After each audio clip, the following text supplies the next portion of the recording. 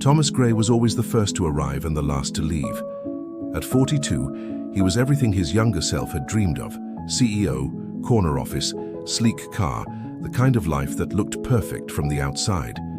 He had built it all from nothing, through drive, ambition, and an obsession with never wasting a minute.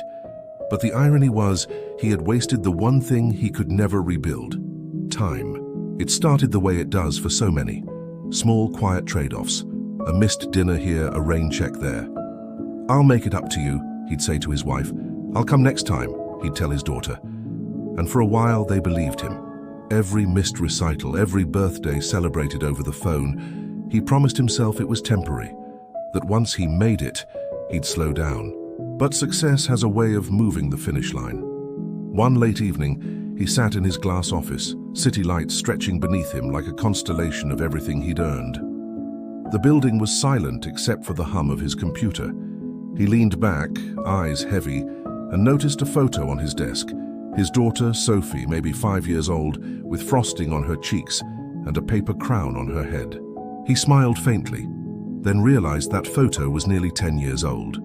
He reached for his phone, scrolling through his gallery. Birthdays, vacations, school plays, all photos sent to him, not taken by him. Moments he was supposed to be in, lived instead through pixels. For the first time in a long time, he felt something success couldn't silence: emptiness. That weekend, Thomas surprised his daughter by showing up at home early. The house felt different, quieter, smaller somehow. Sophie was in the backyard, taller than he remembered, her headphones in, sketching something in a notebook. He stood there, unsure how to approach her. When she finally noticed him, she smiled politely.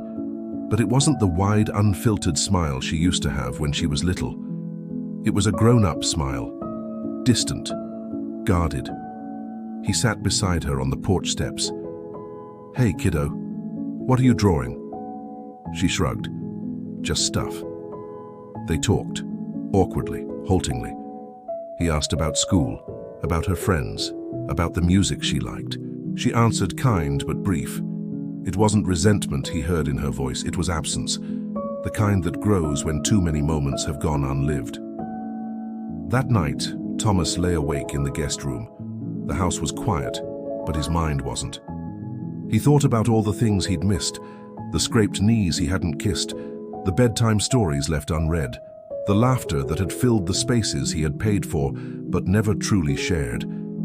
He had always told himself he was doing it for them.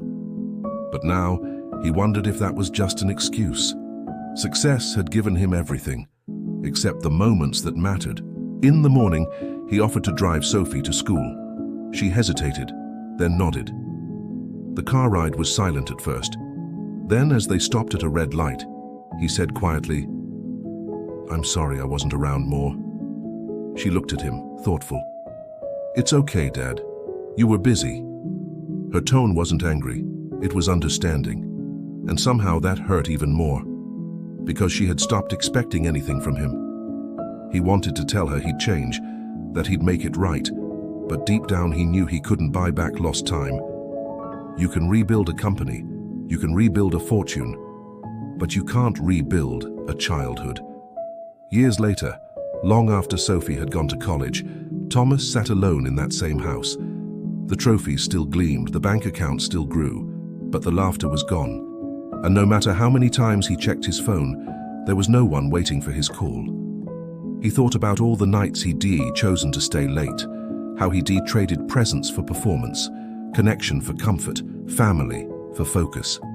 He had built an empire, but somewhere along the way he had lost his home. And that is when the truth settled in. The people waiting for you, they don't wait forever. They find their own ways to fill the silence. They grow, they change, they move on. Not out of anger, but because life doesn't pause while you chase what you think matters more. Thomas learned too late that success isn't about how high you climb. It's about who is still there when you come back down. If you spend your whole life proving yourself to the world, you might come home one day and realize the world you built was never the one that loved you most. So if you're lucky enough to have people waiting for you, come home. Put the phone down. Leave the office.